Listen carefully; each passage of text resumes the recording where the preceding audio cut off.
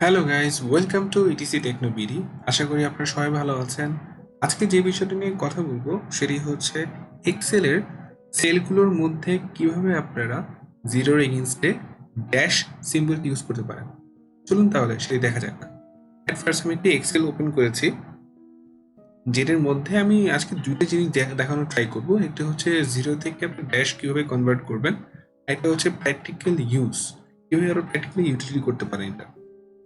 তো at first আপনি দেখতে পাচ্ছেন আমি এখানে কিছু জিনিস মেক করে রেখেছি অলরেডি আপনাদের জন্য।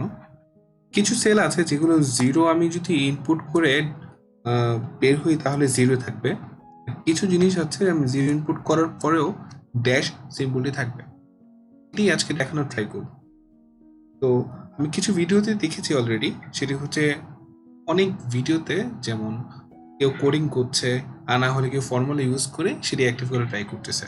আমি বাই ডিফল্ট এই সিম্বলটি অ্যাক্টিভ করার ওয়ে পেয়েছি, তো সেটি আজকে শেয়ার করব। চলুন তাহলে শুরু করা যাক। ফার্স্ট দেখতে পাচ্ছেন আমি যদি এই সেলটার মধ্যে যদি আমি জিরো ইনপুট করে ইন্টার দিয়ে বের হই তাহলে জিরো আসবে।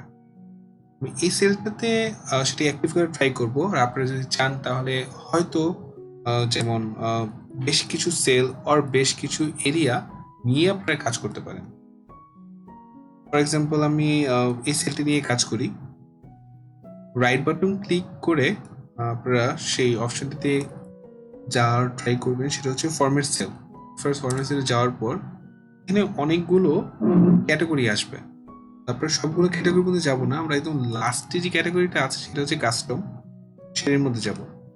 কাস্টমের মধ্যেও অনেকগুলো আছে, তো আমরা স্ক্রল ডাউন করে একদম লাস্টের পোর্শনটাতে চলে যাব।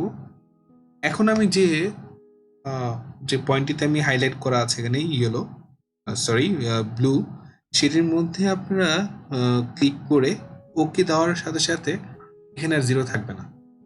জিরোর এগেনস্ট এখানে ড্যাশ সিম্বলটি চলে আসছে। আমি যদি এখানে জিরো ইনপুট করতে চাই তারপরে আমি পারবো না, কারণ আমি জাস্ট আমার অপশনটি অ্যাক্টিভ করে দিয়েছি।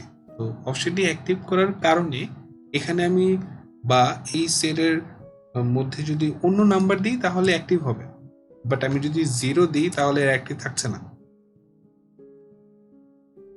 হয়তো পয়েন্টটি বুঝতে পেরেছি। তো এখন আমি যে জিনিসটি করবো সেটি হচ্ছে কিভাবে আপনারা এটা প্র্যাকটিক্যালি ইউজ করতে পারেন, বাট কোথায় ইউজ করতে পারেন, কিভাবে ইউজ করতে পারেন সেটাই দেখানোর ট্রাই করবো। আমি একটি কোম্পানির ব্যালেন্স শিট এখানে ক্রিয়েট করেছি অলরেডি, জাস্ট আপনাদের বোঝানোর জন্য। এখানে অনেকগুলো হেডিং আছে এবং হেডিং এর আন্ডারে অনেকগুলো ভ্যালু আছে, অনেকগুলো নাম্বার আছে। তো এখানে সবগুলোর মধ্যে আমি সেই ড্যাশ সিম্বলটি অ্যাক্টিভ করে রেখেছি।